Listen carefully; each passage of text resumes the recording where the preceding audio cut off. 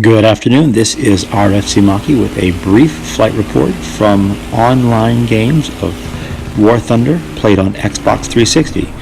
If you followed my pages, you know that I prefer to fly custom sim rooms. We don't have sim in Xbox at the moment, so the best I can do is set up custom rooms with sim type settings, which means no marked enemies, pilots locked to cockpits, no instructors turned on, pilots are forced to use trim and engine control in order to best control their planes. In this game, I'm flying over Stalingrad in a Spitfire Mark I, and I've gotten on the tail of an AI bad guy. This guy, I believe, is a 109E3, and I have been struggling getting my Spitfire settings tuned in. So you see I'm actually flying very low speed. My plane is rocking up and down. I'm working on trying to keep things smooth, but this guy is slippery. That is, he tends to fly up and down using a lot of climbing and dropping. I'm not climbing as well as I should be in this current set of settings, and I am doing a lot better than I was doing before with this set of settings here, being able to roll and travel smoothly, which you can see every time I adjust my nose up, there's a little bit of a rise and a dip. Now, just maybe an hour ago, I managed to borrow some settings from a friend who goes by the name of Gen2 on this game, and he has actually given me a set of settings which seems to work out really well for me. But you see, it's hard. There you go. There's an AI trying to come in and snipe my kill.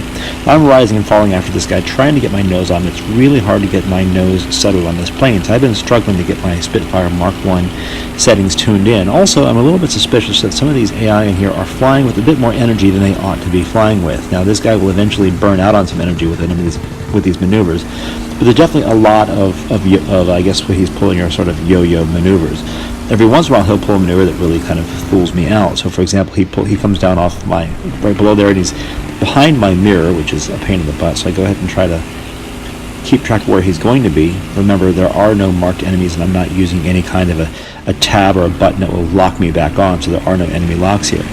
So I'm trying to follow this guy without losing my own energy, and here he is. He's almost flying inverted, so I thought there he was going to be bending off to the left with the way that his canopy was oriented, but instead he drifts down to the right, which has totally fooled me. I have my shot distance sort of dialed in at about 150 meters, so clearly I'm shooting a little bit out of my range here, and my shots are crossing in front of me. There are no machine guns on this, no cannons on this plane, just machine guns. So here I thought I had a chance climbing up, but again, my inability to fine-tune that nose on there means I am missing opportunities for kills here. Missed an opportunity right there again. Now you can see this guy is completely losing his energy, and he drops below my nose. I kind of lose sight of him for a second, track him down, and as he rises up again, higher and faster than my plane is ready to do, he's turning, rising and falling. And here again, he goes for sort of an inverted kind of move, which makes it's not something I think a human pilot would do. Makes it difficult to predict and track where he's going to go. But finally, he makes the dumb move where he goes ahead and just climbs. I think he's lost enough energy here where I've finally been able to get my guns on him enough to hit him and get a few more hits. Now, he doesn't go down there. You can see, by the way, I've already burned my engine out because I haven't been able to keep track of my own engine heat. I've heated up my oil. So here I am, trying to reverse to get back to him, and you can see there he is just in front of me, having fallen, and I slowed the film down here, but I wound up with the kill in the end. So it did work out, but I wasn't so happy with these settings.